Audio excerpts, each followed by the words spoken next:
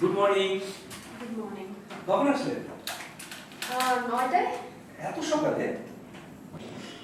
শোন, চাকরি করতে হলে একটু ফাঁকিবাজি শিখতে হয়। আর যদি ফাঁকিবাজি না শিখতে পারেন তাহলে চাকরি করতে পারবেন না।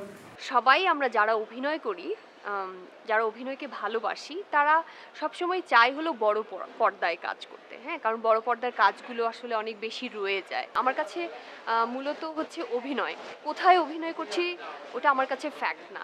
আমার কাছে হচ্ছে অভিনয়, আমার ক্যারেক্টারটা কি, আমি কি বিলং করছি এখন, সেটাই আমার কাছে ইম্পর্টেন্ট। আর আমি আসলে আনন্দিত, অবশ্যই সাথে সাথে সারপ্রাইজও, বিকজ আমার কাছে মনে হয়েছে যে এত তাড়াতাড়ি পুরস্কারটা পেয়ে গেলাম, আরও হয়তো বা কাজ করা বাকি আছে।